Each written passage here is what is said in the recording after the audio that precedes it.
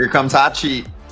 Scotty Braun, along with Baseball America's JJ Cooper and Geoff Pontes. Jacob Rudner is going to join us in a little bit. We have juicy topics today, guys. So we are going to get right into it, and we'll let Roadrunner take it away with our first move.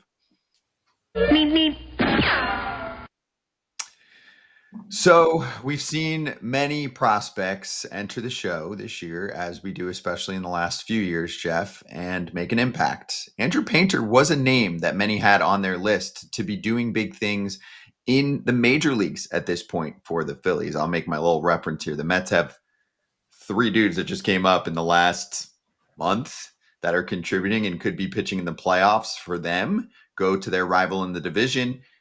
And what's up with Painter since he's come back from surgery? Yeah, I think, the expectations were pretty high.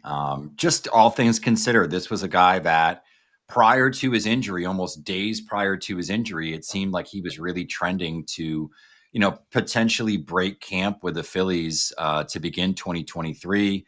Obviously, he has the initial injury. He's then shut down. They have the surgery a little later, so that kind of delayed the window. Came back in AFL last year, kind of seemed like he was going to have a full healthy offseason. But, I think the most concerning thing is anybody coming back from Tommy John surgery and that lengthy of a shutdown without competitive games, there's going to be command stuff that maybe doesn't come back or takes a little while to come back. He's never really turned that corner, particularly with the fastball command. And some of the traits and attributes on the four-seam fastball have really ticked down this year. One in particular that I could call out would be ride. The ride on the fastball was down significantly. And there's always some translations from AAA, where they're using the major league balls versus AA and low A and high A numbers. But at the same time, it's such a difference in about 3 to 4 inches that there's something awry here as well. And you have to wonder if that shape will ever really return. And yeah, if I could just kind of add to that, it's been like you look at it statistically, obviously this is a bad year. There's no other way to put it. AAA is obviously more offensively inflated than the rest of the minors. But at the same time, when you see one of the best pitching prospects in baseball have an ERA above 5, yes, FIP's a little bit lower than that, but still high. A lot of home runs, a lot of hits allowed, not a whole lot of strikeouts. And, you just look at it overall. But then the question becomes, and this is where pitching prospects, especially high school pitching prospects, he was a prep draft, a couple of years ago, where they're challenging because you could say, okay, that this is a sign that he's on the Forrest Whitley track where you had this elite pitching prospect, got injured, and he never got it back, or at least hasn't yet in Forrest Whitley's case. I'm still the one who maybe doesn't give up hope long-term with him in the race. But you've got that, or you have that this is kind of that step, that setback that sets him up for next year. And you say, well, okay, what are examples of that? And look back at what Mackenzie Gore did a few years ago, and then he figured it out. Look at the struggles that Hunter Green had at some points in the minors. There's a long history of Roy Halladay would be probably the extreme example of this, the best case scenario. There are a long history of high school drafty pitchers, elite pitching prospects that kind of go through a step back.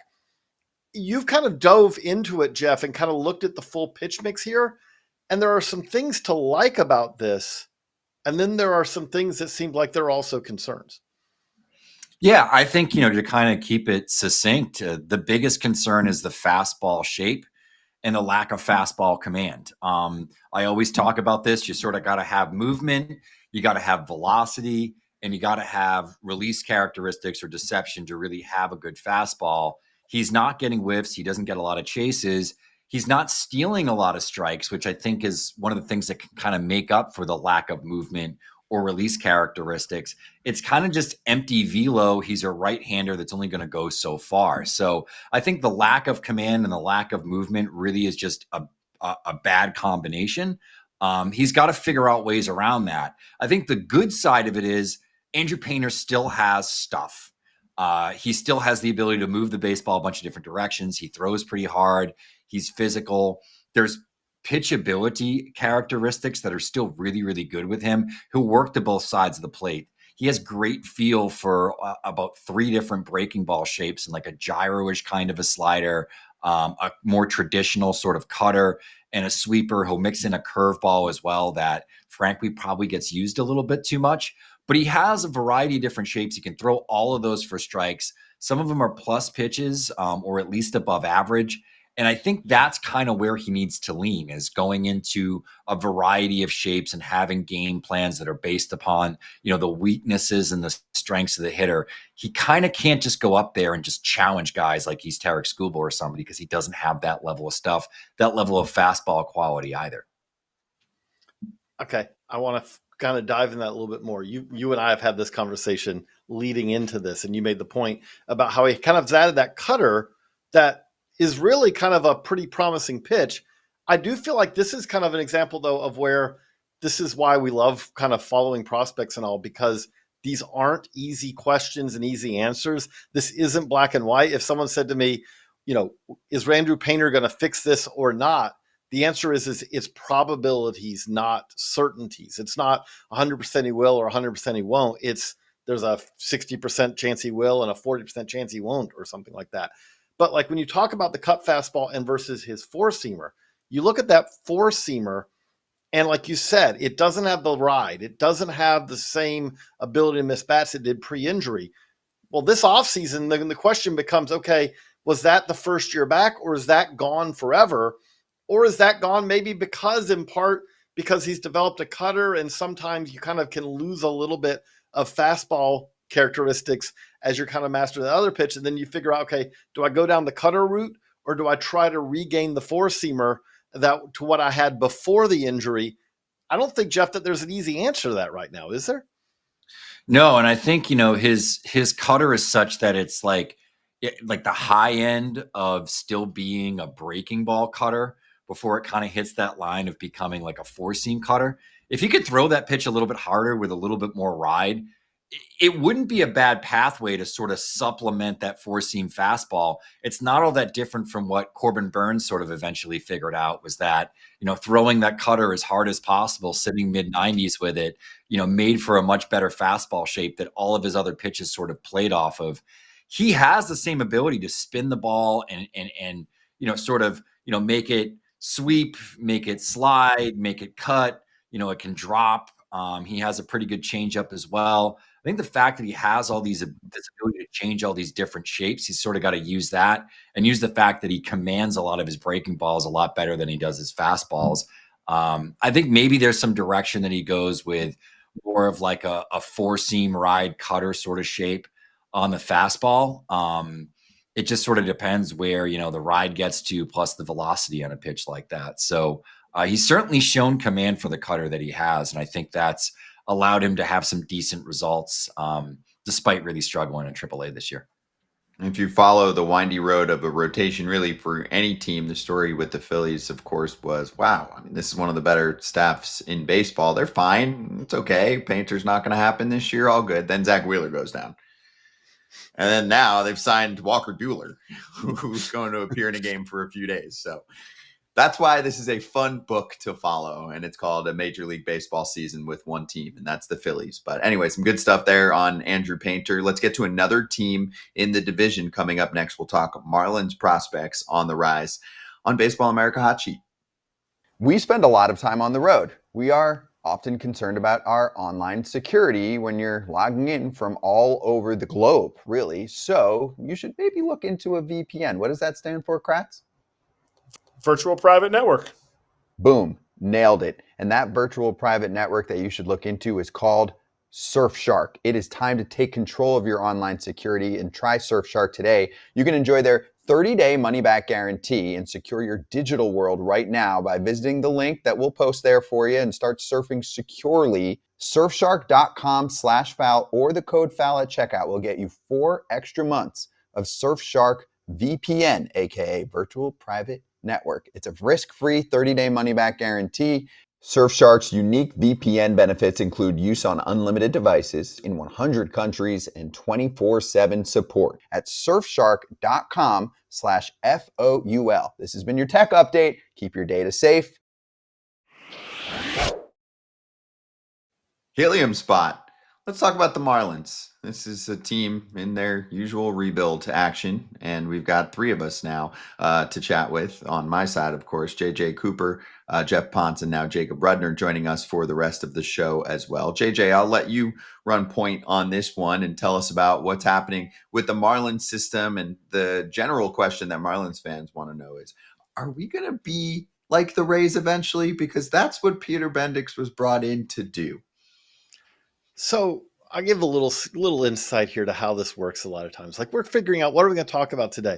And a lot of times you're getting sneak peeks of stories that we're working on at baseballamerica.com that aren't even sometimes fully fleshed out yet.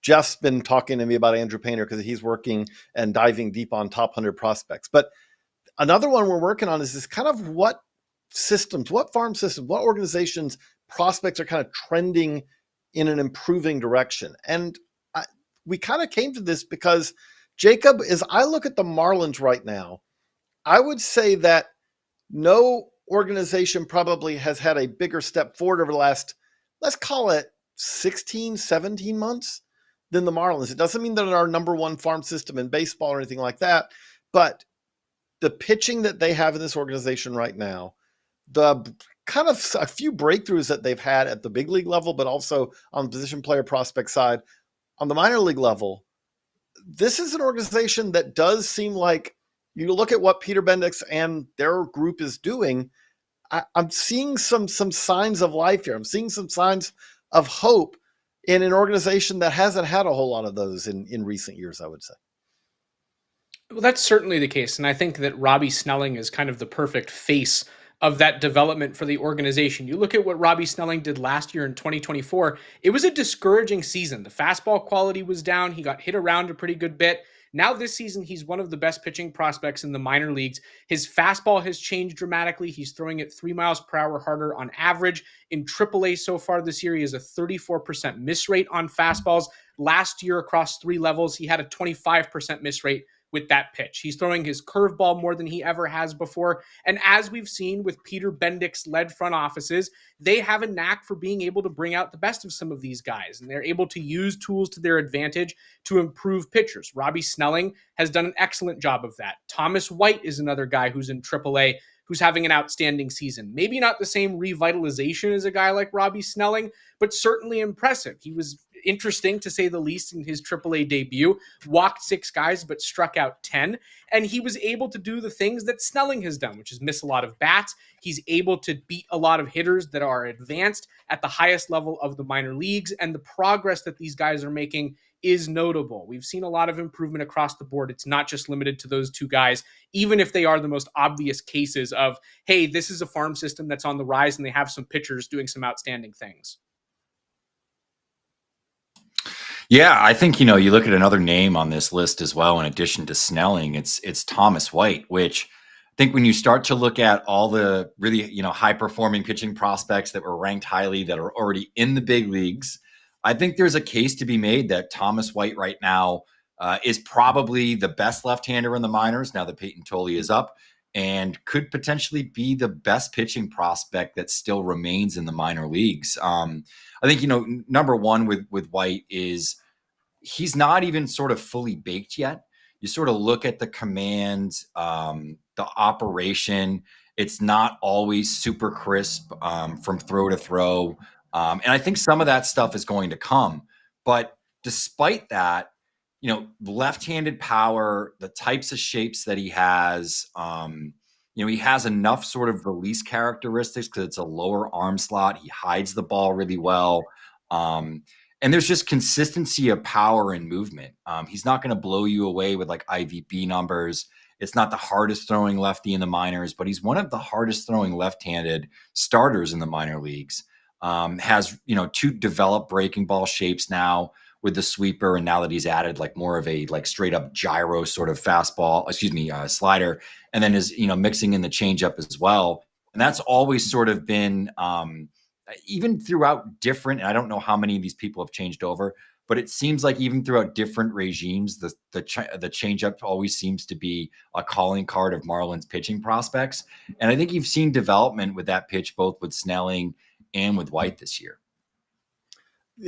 Now, that's what's happening at the upper levels, the other thing that does stand out with the Marlins is we just posted, Josh Norris went down to the Dominican, talked to a whole lot of scouts who scouted the Dominican Summer League. We have our top 35 Dominican Summer League prospects, and 3 Marlins pitchers are on that list, led by Kevin DeFrank, who's number 3 overall on our top 35 there. And you may go, okay, 3. Okay, that's nice. You got to remember, there are 52 teams in the DSL. So for one organization, again, all 30 organizations are represented. Obviously, some cases have more than one team, but no one had a more depth of pitching in the DSL. Now, those are pitchers who are far away. Don't, think, oh, okay, we're going to see Kevin DeFrank or Kilfredi and Encarnacion or any of these guys in a, next year or anything like that. But no one had more pitchers, more intriguing arms. And that doesn't count like a Luis Cova, who was a very intriguing hitting prospect for them in the DSL as well. It's an organization that just has a lot more arms. The other thing I would just say about it, though, is we saw at the trade deadline last year that what the Marlins they took advantage of the fact that what do you get? The person needs anything, you get them almost anything, it'll work. The Marlins didn't say we're going to drill down on this one prospect. They looked at it and said they were going to go with the quantity approach. They were going to take, hey, if you say that you're more willing to trade this player than this player, and we think that they're equivalent, we'll take the first baseman or the outfielder or whatever. And you see like what they got from Jacob Marcy this year and other guys like that. This is an organization that still got a long ways to go, but it definitely is taking strides towards kind of having a cohesive plan, I would say. And even this year, I mean, it's not been a dream season, but they've outperformed expectations. We'll see if that continues. Good prospect talk there. Let's get to the college hot topic next. We'll say bye to Geoff. Geoff, thank you. Good to see you. We'll probably see you next week. And Jacob will take center stage. Tampering in college baseball. Dum, dum, dum. Coming up. We are longtime fans of Omaha Steaks, and I am drooling looking at the website right now, featuring USDA certified tender steaks, and also during their Red Hot Sale event going on right now this fall, 50% off site-wide at omahasteaks.com. Plus for the FT fam, an extra $35 off with promo code FOUL at checkout. You've been a big fan of Omaha Steaks since your early days as a pro. Brings me back to my low A-ball days, because we used to survive on this. We get a big order at the beginning of the year, cook them on our little electric grill, can of peas, some mac and cheese. That was dinner for 4. We survived off Omaha Steaks. It still has a special place in my heart. You thrived. Well, you guys ate like kings. Yeah. That's special. Get fired up for fall grilling with Omaha Steaks. Visit omahasteaks.com for 50% off site-wide during their Red Hot Sale event. And for an extra $35 off, promo code FOUL at checkout.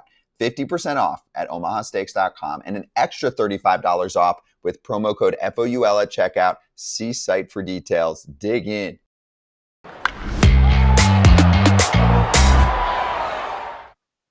Back to school, Scotty Braun, JJ Cooper, and Jacob Rudner. Jacob, you start here as it's a fascinating topic. It's juicy, and it's called tampering. We know about it from other sports. It is very active, it appears, in the college world these days. So give us a glimpse of what you wrote about. Well, I think before we say anything, it's really important to define what we're talking about, because the way it was explained to me by the coaches who I had conversations with, there's 2 very clear types of tampering. On one hand, we have coaches who are reaching out to players, family members, coaches, trainers, summer ball coaches, whatever you want to call it, and they're initiating the process of that player entering the transfer portal. They're saying something to the effect of, we're going to pay you more, our situation is better than the one you're currently in, and you should get into the portal. That is across the board regarded as bad, poor practice, a violation of college athletic ethics, and a problem. On the other hand, and this was a big topic with Power 5 coaches in particular, Tony Vitello talked about it on the record for us, there is a degree to tampering that is becoming unavoidable. And it is when there are agents or family members or other people in a player's camp who are reaching out to schools and effectively saying, my son, my player, my prospect is going to be entering the transfer portal and is looking for a spot to play. And for these coaches who are receiving those phone calls, you kind of have to make a choice. Are you going to get on the phone and say, listen, I appreciate the call, but my ethics prevent me from being able to have a conversation with you?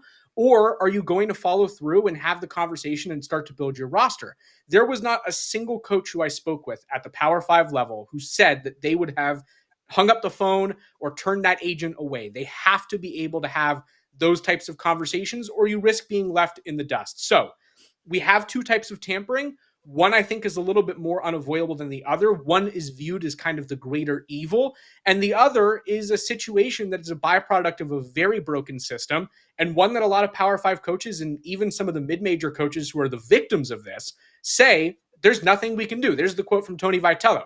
If you're calling a kid who's not in the portal, that's breaking the rules, that's wrong. But when kids and families are already asking questions, it's hard or even impossible to pretend that conversation isn't happening. So that is the predicament. I thought Coach Vitello did a great job of explaining it right there. And that's what these coaches are dealing with right now. And until the NCAA decides to step in with some sort of solution, I don't think this is going anywhere anytime soon. You just hit on the $1 million question here, which is until, and you said that NCAA, and I don't even know if it will be the NCAA long term that does this, but you have coaches saying that this is the problem. And let's just note, both of these technically, in some ways, like if you're not in the transfer portal, you're not supposed to be talking to other teams. So both of them, in some way, or at least, are violations. But even the first version, even the version that everyone largely decries and says it shouldn't happen, we know it's happening, right, Jacob? Like there are 100% times where teams are the ones, coaches are the ones who are reaching out first and kind of initiating the process, trying to help the player understand that, hey, we think you're going to be a great fit here. You can make more money, whatever it is, better scholarship, whatever it is.